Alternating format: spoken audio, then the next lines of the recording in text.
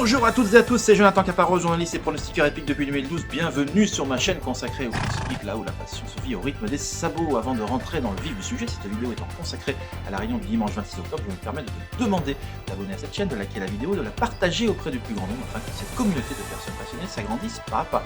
Et j'en profite également pour dire le petit laisser en dessous dans les commentaires ton avis sur la course principale du jour, mais également dans les autres épreuves du programme. Non seulement ça me permettra d'interagir avec toi, mais également au niveau du référencement YouTube, c'est toujours bénéfique. Jingle.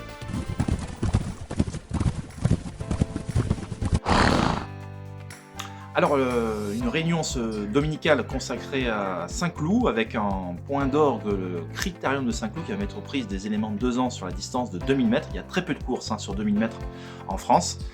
Donc là, on prépare les futures joutes printanières et les futurs groupes l'an prochain en Europe, tout simplement.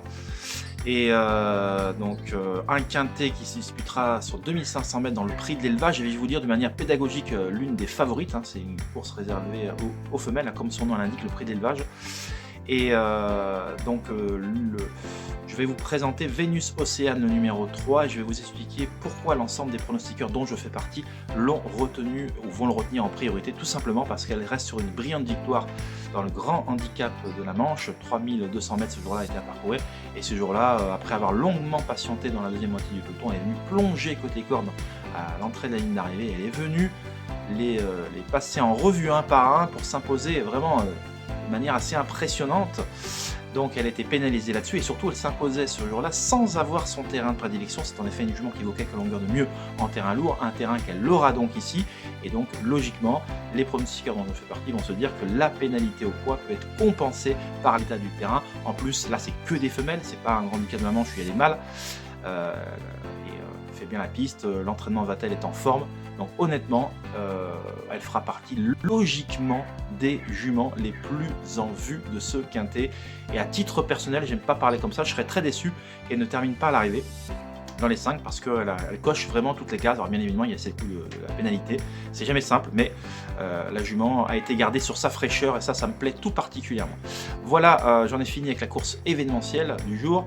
Terminons avec le cheval du jour qui sera Pierre Bonnard dans l'épreuve qui précède le quintet. Je vous mets tous les numéros dans le descriptif, n'ayez crainte. Donc je crois que c'est dans la 6e, le numéro 2, Pierre Bonnard. Alors Pierre Bonnard qui reste sur une victoire vraiment facile à Newmarket. Il n'y a pas si longtemps que ça, il y a 2 semaines, en ligne droite, 2000 mètres, donc il connaît la distance, c'est le plus haut rating de la course, c'est-à-dire la plus grosse valeur handicap, il est en valeur 50, il est nettement au-dessus de ses adversaires. Là-dedans, il y a plusieurs O'Brien, il vient de battre à Newmarket dans un groupe il y a 2 semaines, Endorsement qu'il va retrouver ici d'ailleurs, et Christophe Semillon sera sur son dos, comme en dernier lieu d'ailleurs à Newmarket, et le cheval ne semble pas avoir de problème pour évoluer sur des pistes bien souples. Donc honnêtement, avant le coup, eh bien, il coche toutes les cases et il va lutter très activement pour le succès. Voilà, en entraînement, O'Brien réalise vraiment une très très belle saison. Et normalement, il n'y a pas de raison que ce cheval-là ne puisse pas confirmer ses très grandes dispositions actuelles et assurément à l'aube d'une future grande carrière. Voilà, cette vidéo arrive à son terme. N'hésite pas, s'il te plaît, à interagir avec moi, me laisser dans les commentaires ce que tu vois dans cette course, dans les autres. Également, c'est toujours bénéfique. Merci. Et dans tous les cas, on se retrouve pour la prochaine vidéo consacrée au lundi 27 octobre. Merci et à très vite. Au revoir.